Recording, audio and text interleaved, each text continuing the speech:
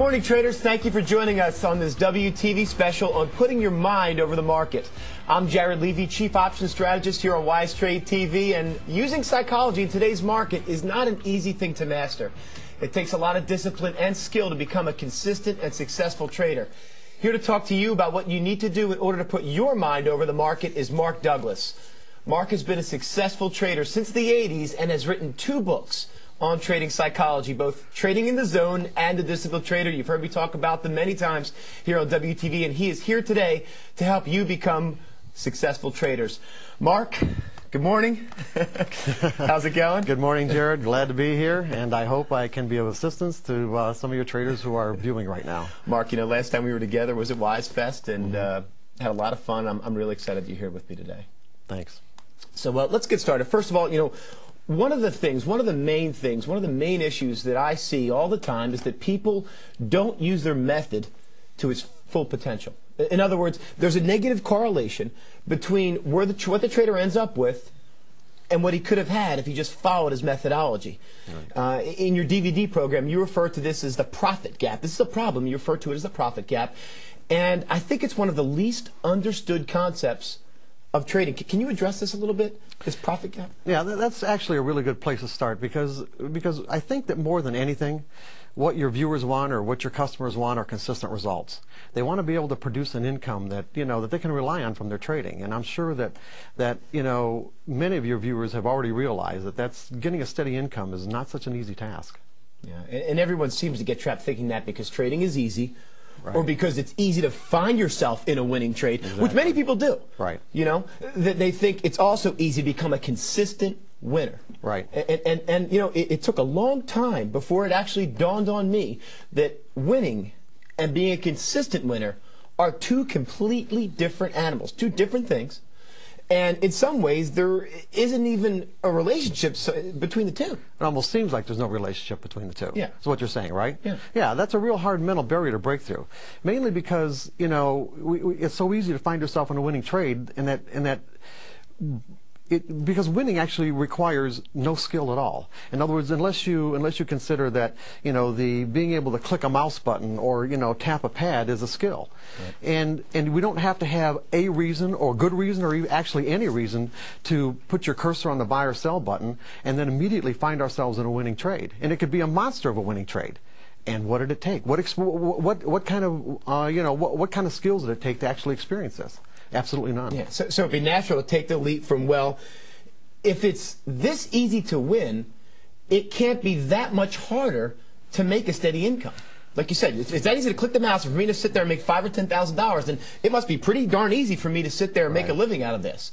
You know, and that's what I thought for a long time, but that is not the case. No, and that's exactly how I started out too. And I know, not unlike a lot of other people who are willing to, let's say, give up a real high-paying career to be a trader because they thought it couldn't be that hard. So what makes consistency so challenging? What's the big hurdle there? Well, we're gonna get into that, but at the most general level, I'm going to say that it requires learning the type of skills that people just simply aren't used to learning. Mental skills. Mental skills, yeah, exactly. In other words, it requires mental skills. Most people assume that because their technical method gives them a signal to get into a trade, that if the method produces a high percentage of winners, it will equate to a consistent income, not taking into consideration that the proper execution of those signals requires mental skills. Give us an example of this. Well, take for an example, you know, a high school basketball player who, you know, he'll go in the gym and practice throwing his free throws, maybe for even 2 or 3 hours a day.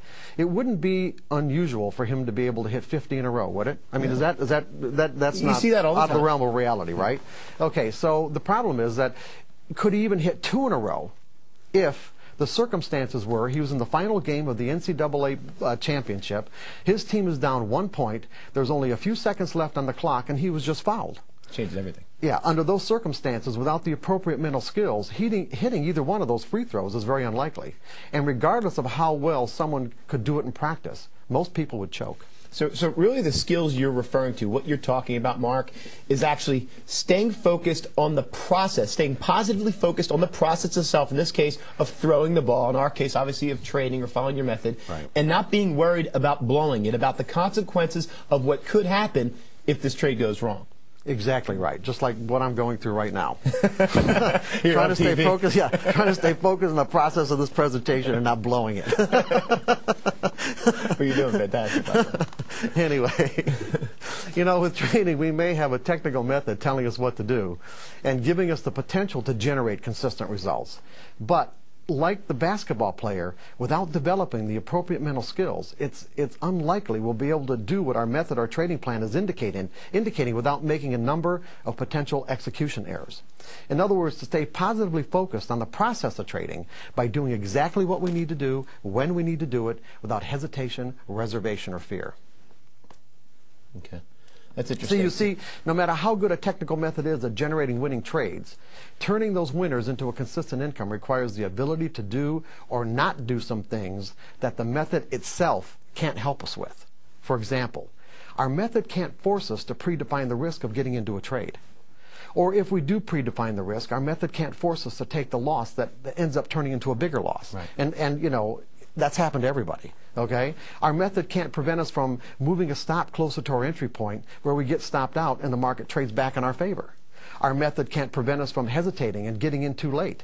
Or our method can't stop us from jumping the gun and getting in too soon, where the signal to actually get in never really develops. And our method can't stop us from getting out of a winning trade too soon and leave money on the table. Nor can it prevent us from letting a winning trade turn into a losing trade without having taken any profit. I know that all of our traders have experienced these issues. I know they have, and I think really what you're saying is that the methodology, and this methodology, folks, what we're talking about when we say the word methodology is the Wise Trade software, that's our method.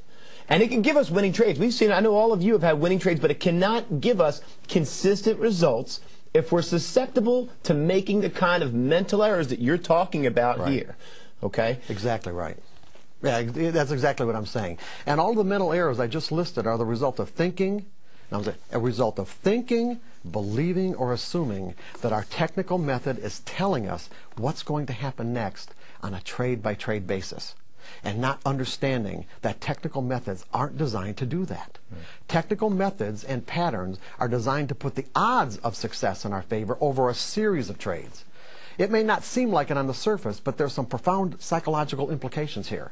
What this means is the outcome of the signals generated by any technical method on a trade-by-trade basis are unique and random. In other words, there's no way to know in advance what the outcome to any particular signal will be or what the sequence of wins or losses will be over a series of trades. It's a mouthful. and I understand what you're saying. And I think, you know, we need to, first of all, know that many of our viewers out there are experiencing the same sort of thing, okay?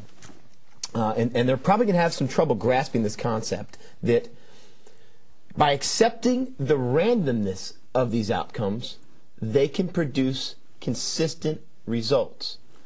That's an odd concept. Yeah, but that's exactly what I'm saying, Jared. I know it's somewhat of a paradox to think that events that have a random outcome can produce a consistent result, but think about it. This is the principle that's been used by casinos for hundreds of years. Right. Technical methods and patterns will give the individual trader the same kind of advantage the casino has over the individual player, if the trader can think about it from the proper perspective. On the other hand, if a trader who has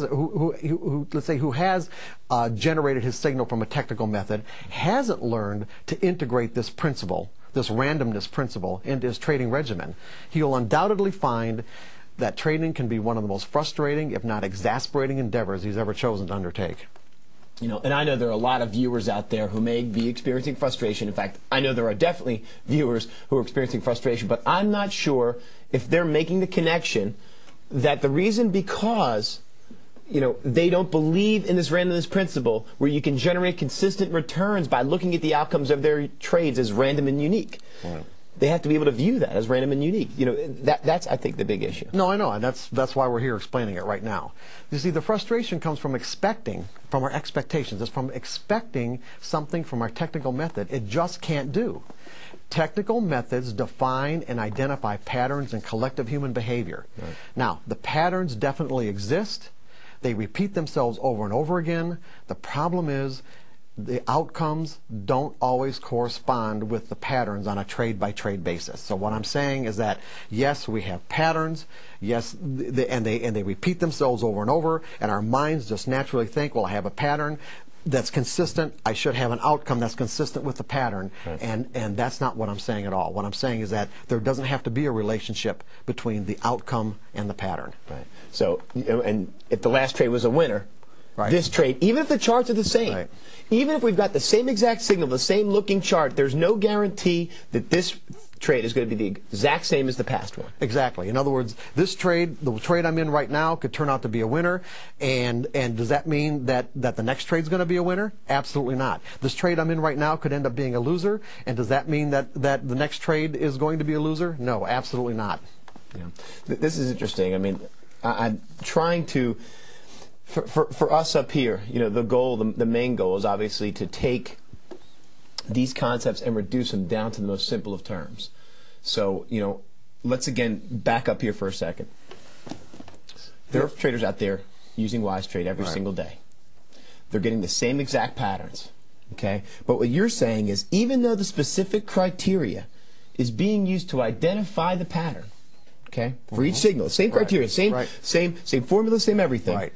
The chart pattern can look exactly the same. Yeah, everything. Right. The outcomes to each signal have no relationship to one another. That's right. That's exactly what I'm saying. That there's a random distribution between wins and losses over any sequence of trades that you might look at.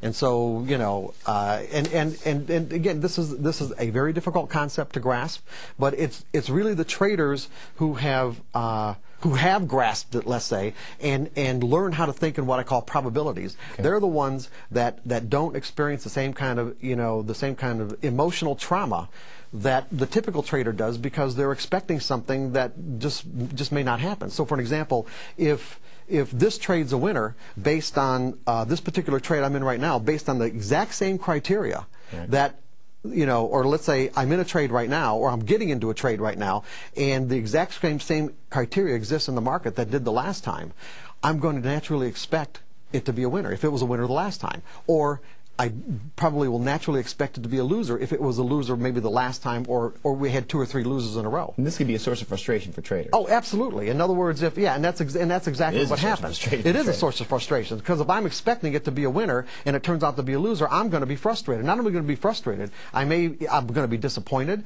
and I may even feel betrayed, depending on how much kind of energy that I put into the idea that the trade is going to be right. Well, how do we get over that? I mean, how does a trader take, you know, okay, so I've got all the things right. I've got my charts lined up. I've done everything I was supposed to do.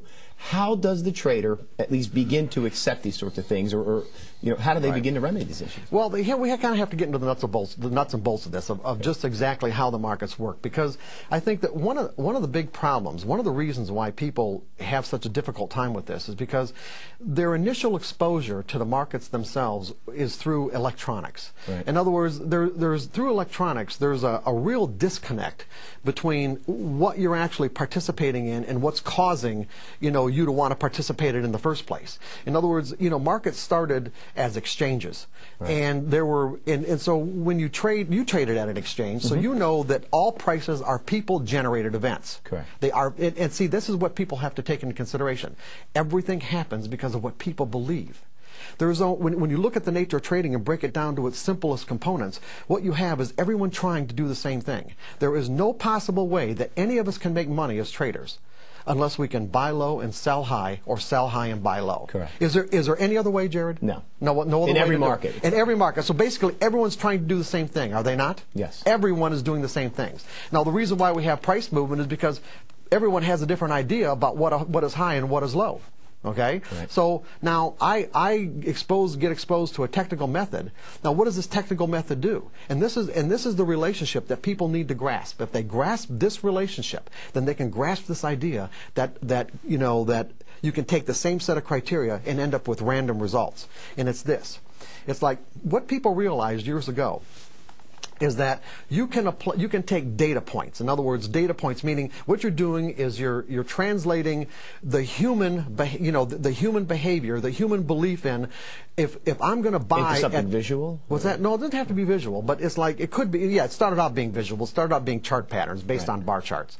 But what you do is that if I'm going to if I'm going to buy, it's because right now, let's say the last price is 10, and I put in an order to buy something at 10, okay? It's because I believe that the market's going to go to 11, Correct. Or it's going to go to 12. Right. Certainly if I thought or I believed it was going to go to 9, I would wait, would I not? Correct. So the reason why I'm buying at 10 is because that's what I believe. In other words, you know, all price movement is based on people's belief about what's going to happen in the future. Now you said to me in a conversation we had yesterday, obviously we as individual traders are not large enough in our accounts to move the market. Exactly. And so this is the next connection that people have to make, is that since all price movement is based on people's conviction or belief about the future, how do prices actually move? For an example, when you put in an order or I put in an order, I don't trade at a level where I can actually move prices. But what the typical screen-based trader doesn't understand is that there are traders, there are thousands of traders out there who do move prices, and that it is their intention to move prices. Or you can have a large group of traders coming into the market and then cause prices to move. But what actually has to happen for prices to move is this, is that if the last price of something is 10, for the market to actually move to 11, all the offers have to be taken out, meaning that, or move to 12, all the offers at 11 have to be taken out. So in other words, people who are trying to sell at 11, they have to get their orders filled before it can get to 12. Okay. Well, for someone to actually bid it to 11 or bid it to 12, they are doing the exact opposite, and this is really critical. They are doing the exact opposite in that moment of what it takes to be successful. Okay. They're not buying low, they're buying high. They're buying high relative to the last price. Or buying higher relative to the last price. So how does understanding this concept, how does understanding what moves the markets help our traders to take it to the next level? Is this the first step for them getting control and understanding how the markets work and getting a grasp of they it? definitely have to understand. They have to understand how prices move, because when they understand how prices move, then they'll understand how their technical method relates to this movement. Because what technical methods do, whether it's a visual pattern or moving averages or any wise trade or whatever, you're using mathematical formulas. Okay? You're taking data points. In other words, you're taking what people believe about the future, transforming them or transposing them into a data point. As a price over time, okay, or with volume. There's any number. Fresh cross. Yeah, there's any number. That's what it ends up being, as a fresh cross. But I'm talking about the actual mathematical formula that makes the fresh cross. Okay. So there are any number of variables that go into this equation. Now, what people have found is that, and this is here, what people have found is that using these data points into certain types of mathematical equations, you can find patterns in collective human behavior. And what these patterns mean is this, is that when this set of criteria, is present in the market, that there is simply a higher probability than not. In other words, there's a higher probability, or what I'm going to call an edge, a higher probability of one thing happening over another, that other people are actually going to come into the market and bid it higher from here or offer it lower from here. There's just, in other words, when the pattern is present, this collective pattern is present, it will repeat itself. But the problem is that it repeats itself on a random basis, because even though the actual mathematical criteria is exactly correct or exactly the same. Mathematical models can't predict human beings. That's right. Mathematical models can't predict who the actual individuals who are going to come into the market and actually do it.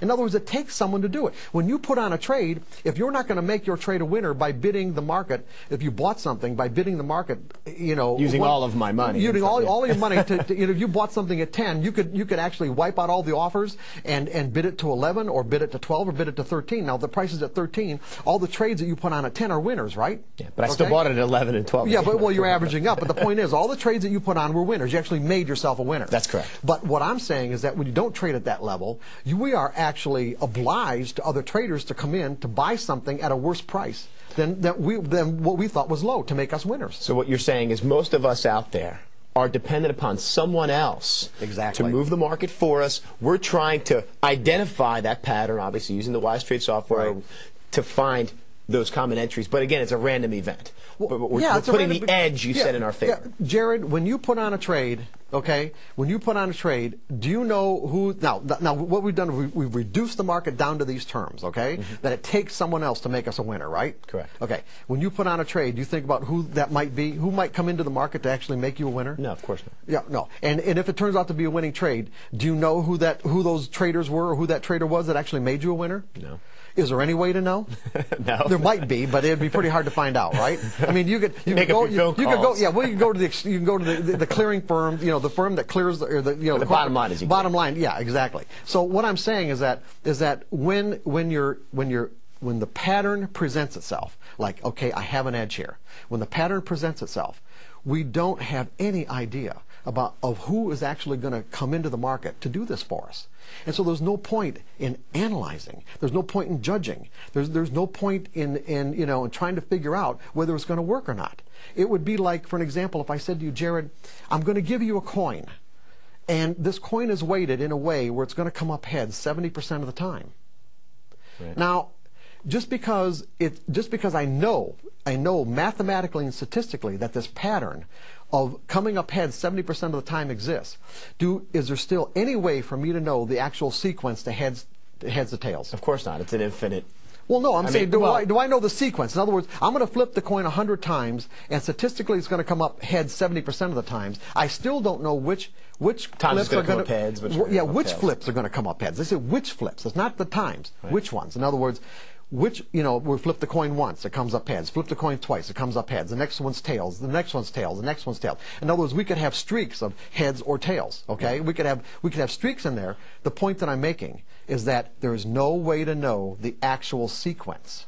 But at the end of the day, we know we have 70%. So what that does, that obligates us, if we want to be able to trade our methodology in an effective fashion, to be able to utilize this methodology in a way where we can extract the maximum amount of profit that it makes available to us based on the pattern that it identifies. We have to do it in certain ways. In other words, our mind has to be free to be able to execute these trades without making trading errors. And the trading errors come from believing that because the pattern is present, that it's going to give me a winning trade on this one. This trade is going to be a winner. You can't think that way. No, you can't think that way. You can't think that That's way. the way the typical trader thinks. Right. The typical trader thinks, I'm not going to put this trade on unless I think it's going to be a winner. Or why would I do it? And it skews our expectations. See, it messes our expectations. Well, let's back up a couple seconds here. There's some great stuff here, Mark, and I hope our traders are getting all of this. You're basically saying, this makes a whole lot of sense to me, and I hope it's getting through to you guys. We have a tool that gives us an edge, whatever it is. Right. Even if that edge is 2% or 3%, I don't know if we can. No, it's more than that. Maybe more than that. What do you mean more? There's a lot more than that. It's far more than 50%.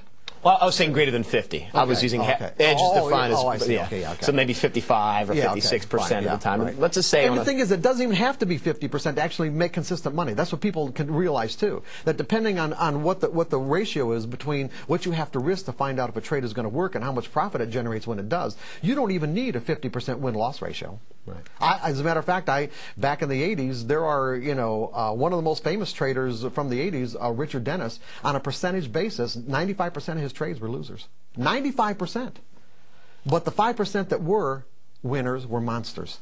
And he was able to put on trades at a 95% loss ratio and make, at the most at one point, I think around 1987 or 1988, he had $400 million. Is that using his edge or his money management, or a combination of both? A combination of all of it. Okay. And see, one of the things he did too, and this is something I ought to really qualify with, he would use orders to actually probe the market. See, there's one of the things, I don't want to leave what we're doing right now, but I'm going to just kind of divert just for a moment, okay, and so that people understand that one of the first things to be a successful trader that you have to learn, other than the fact of finding a good edge, meaning something that puts a pattern, a collective pattern that your edge identifies, that puts the odds in your favor, right, that there's a higher probability of one thing happening over another once this pattern is present in the market, is that you have to learn how to think in probabilities. In other words, you have to get your expectations aligned with the way the market actually exists. Right. And when you do, in other words, when you learn these kind of mental skills and you're able to execute your trades without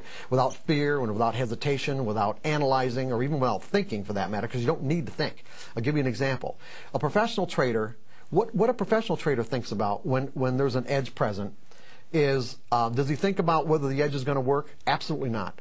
Because he knows, he has learned there's no point. Right. There's no point in analyzing or judging or building a case for or against whether that trade is going to work, because he understands the human component. Okay. But what he does think about is he thinks about the risk. How much do I have to risk? How far am I going to let the market go against this position to tell me that other traders are either going to come into the market and make me a winner or not? And he also has a plan for how he's going to take profits. Right. But the typical trader, what does the typical trader do? They don't have a plan. Well, or they think about the trade too much. They think about, is this going to be a winner? Is this going to be a loser for me? The exact opposite of the professional. So what the professional does is basically... And then once they make up their mind that it's a winning trade, they don't predefine their risk, do they? Right. And they also don't have a plan to take profits because they think when it's going to be a winner. It's going to go on forever. And I want to talk about that. We're running up on the break here, but I want to talk about that on the other side. But what you're saying is the bottom line is the professional sees the entry. He sees the pattern, whatever it is, the edge, enters in, not thinking if I'm going to win or I'm going to lose, but has a money management strategy in place, knows exactly how much he wants to win or is willing to win and how much he's willing to lose or risk. Right. Exactly. Now, does he put a cap on the upside? Does he put a cap on his win side? It's not a matter of a cap. It's a matter of how, his assessment of how much potential there is. Okay. In other words, see, the problem is on a winning trade, we're obligated in a sense to make these never-ending decisions as to what the risk-to-reward ratio is. In other words, as the market's going in my favor, what's the risk of finding out that it's going to go further? And that's why so many professional traders or people who teach trading advocate scaling out of positions. Right. Mark, this is all great stuff. We're going to have to wind it up. We've got to go to a break, guys. It's already time, as I said, for a break. We'll be back with much more with Mark Douglas here in 3 minutes. We'll see you soon here on WTV.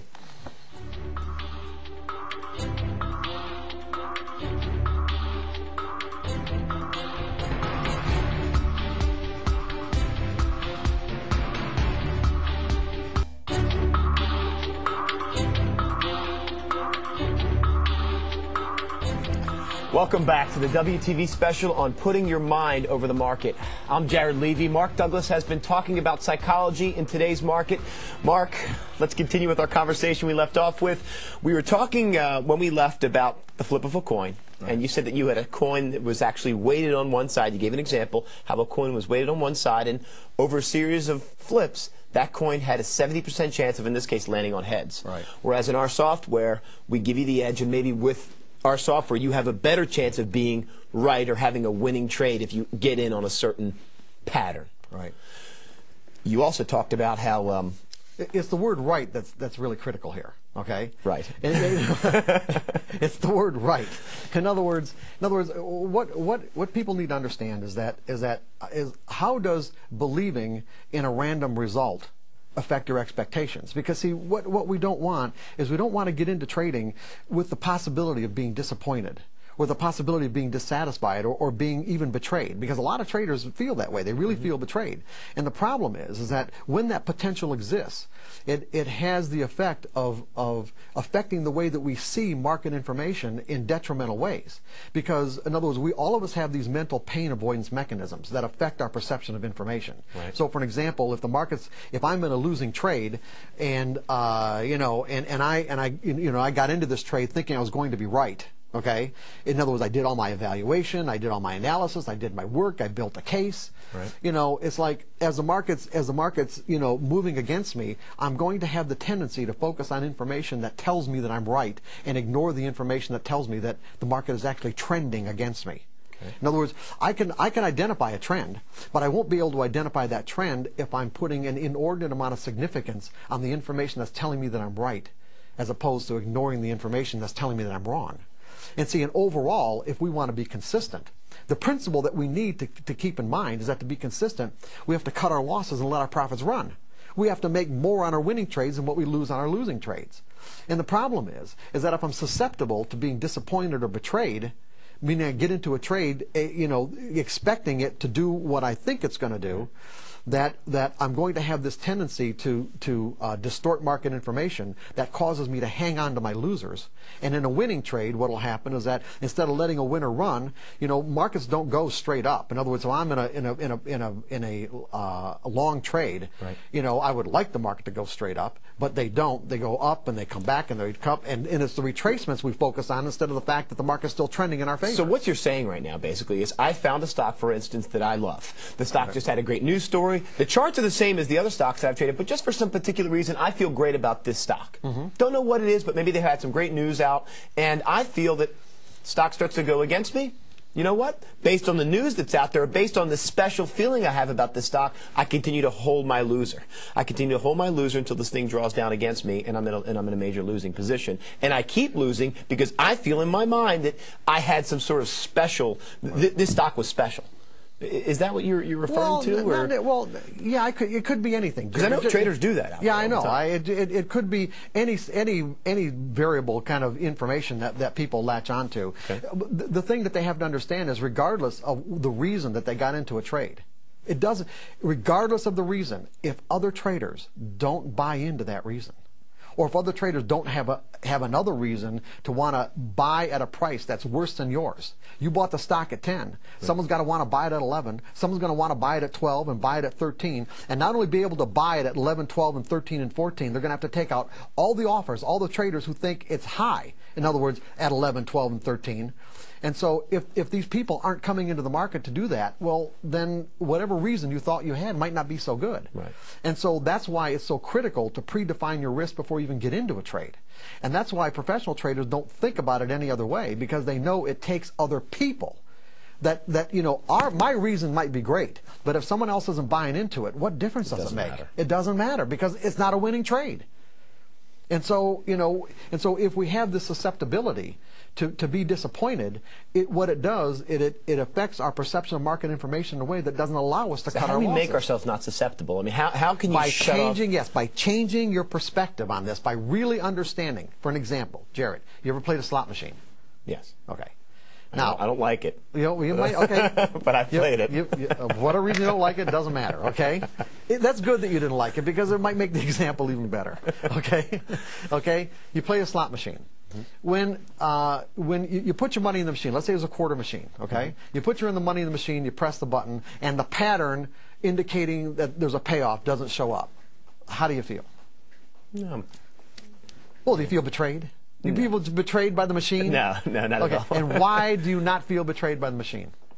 It's just a random. It's just. Oh, it's a random outcome. Okay. So in other words, you went into it with the belief that you know that you're participating in an event with a random outcome. Right. And as a result, your expectations about the outcome were in perfect alignment with the event itself. My expectation, believe it or not, was to lose. I know this sounds crazy, but when I put the quarter in, I thought, you know what, I'm probably going to lose this quarter. Yeah, exactly, okay? Because you know, the odds aren't exactly in your favor. And what trading systems can do is actually put the odds in your favor in a way where we own the machine. Believe it or not. I mean, this is the whole role reverses if you learn to think about it correctly. In other words, if you understand that, you know, so for an example, well, let me backtrack a little bit and say that most traders, you know, if you compare trading to a slot machine, the difference would be that with a slot machine, we can't play until we've accepted the risk. In other words, we actually have to take our money out of our pocket and put it in the machine, or otherwise we can't play. Right. So that implies that we've accepted the risk, because the degree to which we have not accepted the risk, we wouldn't be able to put our money in the machine. That is our loss. The quarter is our loss. That's the risk. No, that's not our loss. That's just the risk. That's just how much we're willing to invest to find out if it's going to work. Okay? Okay. And then what we do is we wait for a pattern to show up. And if the pattern's you know, a jackpot, great. If it's not, then we might be willing to put another quarter in the machine to find out if it is. The difference with trading, and this is where people's mental idea of what this is all about gets messed up. The difference with trading is that the pattern shows up in the market. First. The pattern shows up first. Okay? Then what we have to do is put up our money. Meaning, how much am I willing to risk to find out if it's going to work? But most traders, because they evaluate, because they judge, and because they analyze, they think that and build a case for the pattern being right, they actually talk themselves out of believing that the risk even exists. They might give lip service to the idea of putting a stop in the market, like some of those errors that I said in the beginning. Right. How many people put stops in the market and take them out, and then let what would have been a small losing trade go into a big losing trade? That's lip service. You see, well, okay, I've been told over and over again I got to put stops in the market, so I'm going to do it. But they haven't really accepted the risk. Right. We see that every day. Yeah, they haven't really truly accepted the risk because they don't want to be wrong. And what you have to understand is that this is not a right or wrong game. This has nothing to do. Trading a technical methodology or a technical pattern does not have anything to do with being right or wrong. It's just an odds game. That's all it is. In other words, you get an edge that says I've got the odds in my favor over a series of trades, but you've got to be able to take every single trade because you don't know the sequence to wins and losses. You got to be able to identify what your risk is, and that's simply how much am I willing to spend to find out if other traders are going to come into this market and bid it higher than my price or offer it lower than my price if I sold. That's all it means. And then, of course, you have to have a money management plan for how to take consistent profits. Right.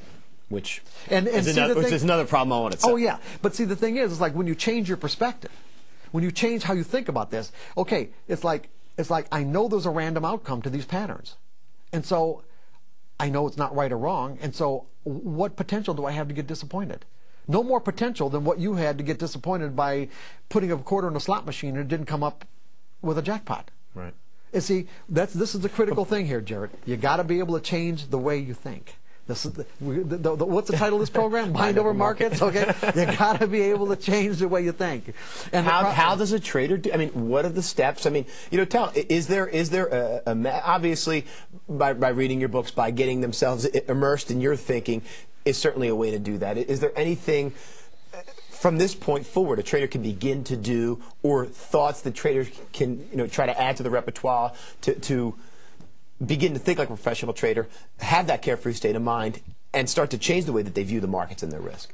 Is there an exercise they can do? Yeah, absolutely. I mean, there's an exercise in trading in the zone, exercises in how to think like a professional trader, and basically all it really takes, Jared, is simply a sincere willingness to do it. Honest to God, it's just like anything else in our lives. When we realize that there's a particular goal that we have, and there's a strong desire to achieve that goal, then we're going to take whatever steps we need to achieve it.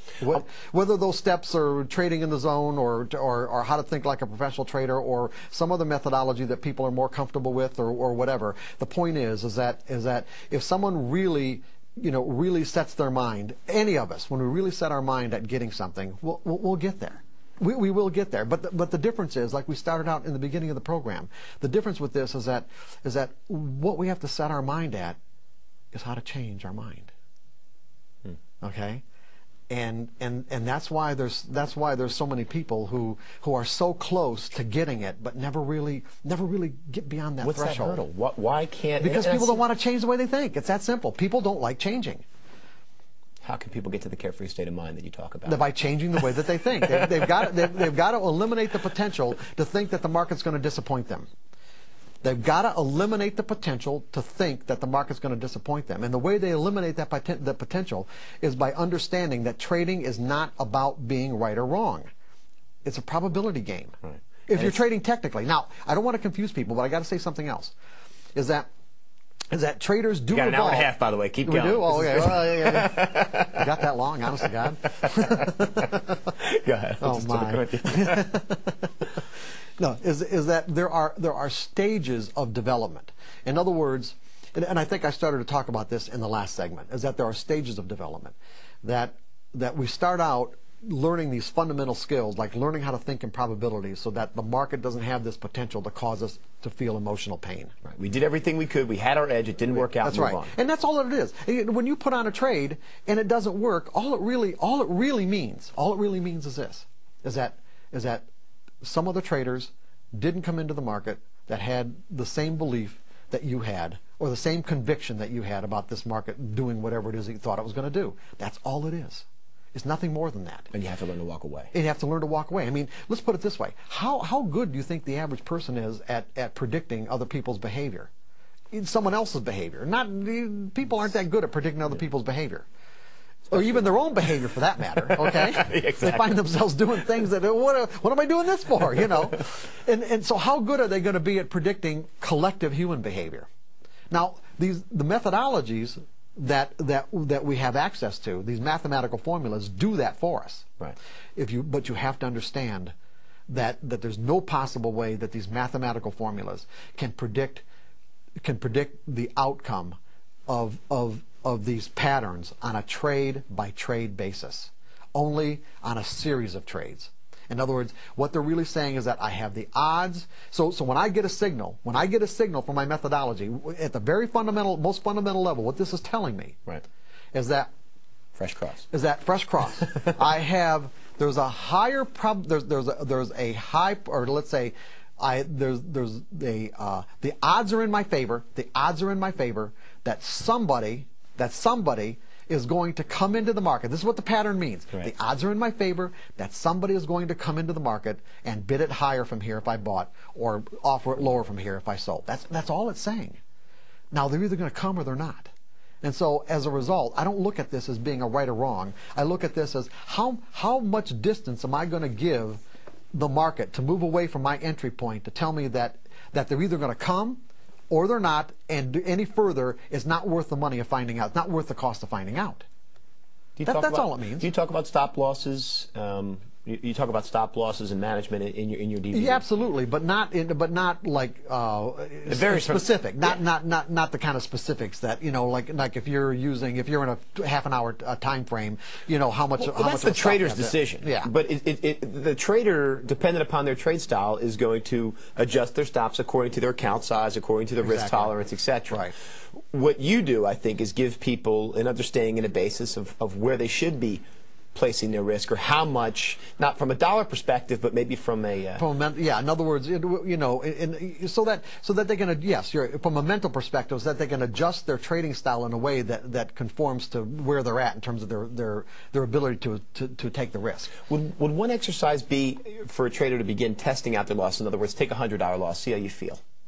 If you were able to take a $100 loss and walk away and not fret too much about it, not let it stress out the rest of your trading day and not think about it, maybe then you could say, okay, I'm willing to trade a more volatile stock and move to something like a $200 or a $300 loss, etc. Is that an exercise you think would be beneficial? Oh, absolutely. For the traders? Yeah, absolutely. I mean, and that's what I suggest to people, all the time. Especially, when I was doing coaching. It's like, and when I was doing coaching on an active basis, I mean, I was coaching some pretty substantial money managers, and they'd get into a situation where they're on a pretty good losing streak, and often it required that they actually go back to a risk level that they hadn't. Meaning that if they were trading, 10,000 or 100,000 shares, or willing to take, $500,000 or $1 million hit on a trade, to get back to where they felt more in sync with the market, that they may have had to go back to only trading 1,000 shares. And see, and when you're working in a corporate situation like that, with other traders, that's often a hard thing to do, but that's exactly what they needed to do. I suggest to people that I mean, look at it this way: paper trading. Okay, a lot of people who teach trading say that there's no point in someone paper trading, because there's oftentimes a huge difference between the results they'll experience paper trading and what they'll experience when their real money's on the line. Yeah, because there's no real money on the line. In other words, I'm sure there are probably a substantial number of viewers out there who can make consistent money following their methodology, paper trading, and then they start doing real trading, and everything changes. Okay, well, and so a lot of teachers have said, well, there's no point in paper trading because there's no correlation between the results.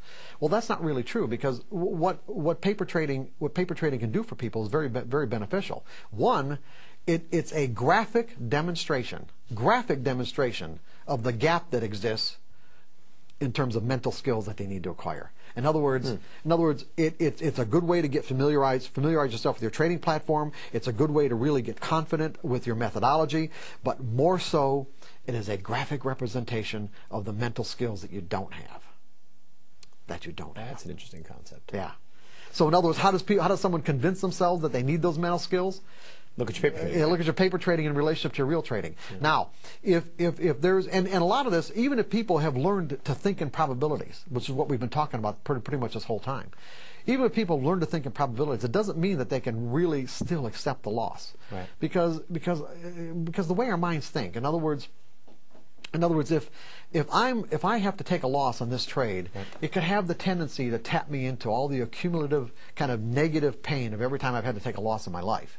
And it just doesn't mean in trading. It could mean, pets areas. or what, people and that sort of thing, or jobs. And so, because our minds have this tendencies to associate, it can make it difficult to accept the loss. So a lot of times what people would have to do, and they also would find difficult to do, because a lot of times people get into trading because they want to impress their friends or their family, like, I'm a trader. Right. But what they might have to do is that when they graduate from paper trading, they might just, the amount of risk tolerance they have might only be just 10 shares and risking $1 on those 10 shares. And you think, well, what's the point of that? Well, the point of that is that, when you can trade those 10 shares flawlessly based on whatever your methodology says, and do it without any fear or because you were able to make those trades in the paper. I mean, you made those trades in the paper. Then you can go to 20 shares and see how that feels. Then you go to 30 and gradually work your way up. And people aren't willing to gradually work their way up. This is a concept that we've never even talked about. I've never actually heard it put this way, Mark. I have to be honest with you, where you look at your paper trading account as kind of almost your goal, if you will. Almost like, this is where I could be if I was trading from a carefree state of mind. Absolutely. It's perfect. This is where I could be if I had that carefree state of mind. If I had the mental skills that allowed me to do exactly what I need to do without reservation, without hesitation, without fear. That's the way that we can, and that's, and that's basically what we're getting at. How do we use the methodology that we have and the capability and the potential of that methodology to its maximum? You need the mental skills to do it. You made reference before, both at Wise Fest and earlier we talked about some events of pain in your life. And a lot of our traders right now feeling some pain with what's been happening in the markets the past couple of weeks. Mark, is there, does a person have to experience this, a total drawdown in their account, a total loss in their account where their account's almost wiped out or is totally wiped out for them to make that change in their mind? I mean, does that have to happen? Does it have to be traumatic like that for them to realize, oh, I've got to change something? And I'm saying this, and obviously it can be done without that, but have you found that predominantly out there, in the people you've taught over the years, have people had to experience a high level of trauma before they can actually make the change? Or can someone just in the normal course of every day with a little bit of dedication actually? And I'm not trying to be rhetorical here. I really want a serious answer, because there's people out there right now that I'm sure are thinking the same thing. Do I have to lose my whole account? Does this have to happen for me to make a You aren't in pain right now, are you, Jared? What's that? Yeah. I'm good. I've been out of the market all week. I'm just kidding. Yeah, well, you mean like the gutter principle? Yeah. Is that what you're referring to? Explain the gutter principle. The gutter principle, in other words, how much in the gutter do you have to be before you're willing to say, I'll do anything? Mm-hmm. As a matter of fact, this kind of brings something up. Is that when I was actively coaching, my coaching clientele basically fell into two broad categories. One was with traders who were already successful, who were already consistent, and what they wanted were, they wanted fine tuning. Okay, they wanted creative ways of fine tuning themselves so that they could actually increase increase the amount of money that they make over a year, or whatever.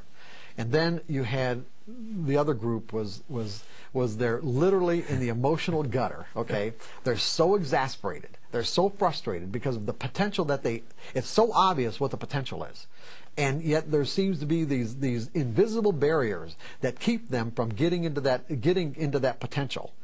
That they come to me saying, "I'll do anything." And that's, now everyone has different tolerances of pain before they get to the point where they say, "I'll do anything," and mean it, and be sincere, and mean it. Well, and mean it. That's the whole thing. They got to mean it. Mark, we're wrapping up the show. We have a couple more minutes now. There was a couple points I know you wanted to make before we end up the show. And guys, just so you know, next show we're going to open up to phone calls and emails. So if you want to start lining up your emails or your phone calls, do that now. Mark, a couple more minutes to go. In this arena, I mean, is there any message you can give to our traders or any final thoughts, maybe a mantra, something?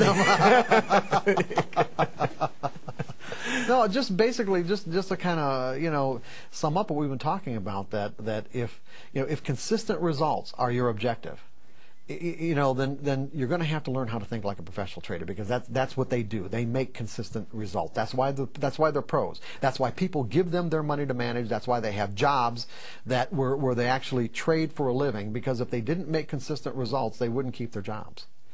And so to do that, you have to learn to change the way you think about trading in a way where it doesn't cause you to have this potential to think that you're going to be disappointed or betrayed or put you into a state of emotional pain.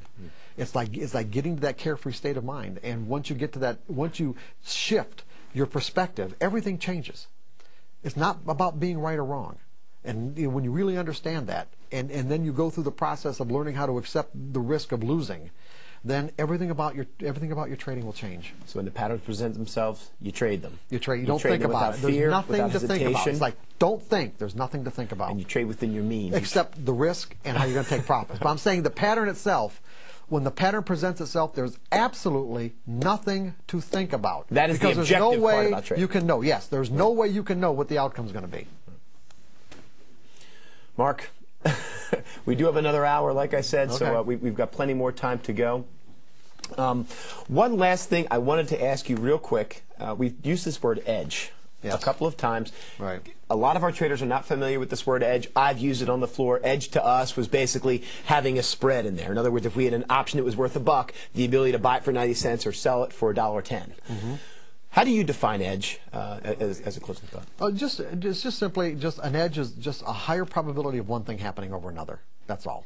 Just a higher probability of one thing happening over another. But keep in mind that within the context of what we've been talking about, it's a higher probability happening over another over a series of trades. A series, okay? So in other words, like for example, what I do is I teach people to trade in sample sizes. Right. So that instead of saying to themselves, I'm going to take the next trade, I'm going to take the next 20 trades. Right. I'm going to keep myself in the game. I'm going to keep myself in the game and see what happens over the next 20 trades. And then if I get the kind of results that I like, I'll take another 20. If I don't, I'll tweak my methodology so that I get better results. Mark, it's been great. We'll see you back in a couple minutes. Guys, it is time for a break. We want you to get your questions in for Mark. You can give us a call at 1-866-WTV-WISE. That's 1-866-988-9493. Or you can send us an email to trader@wisetradetv.com. When we come back, we will answer your questions and talk more about psychology in today's markets. We'll see you back here in 5 minutes.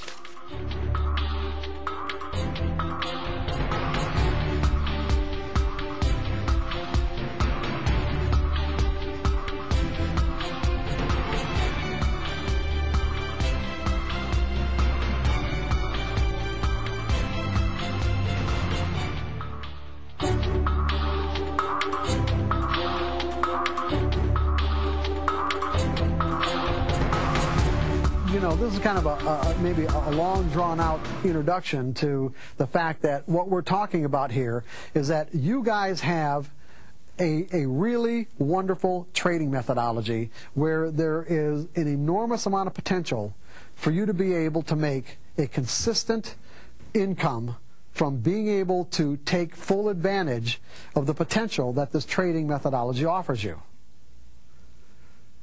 But I would say that there's probably, it wouldn't be unfair for me to say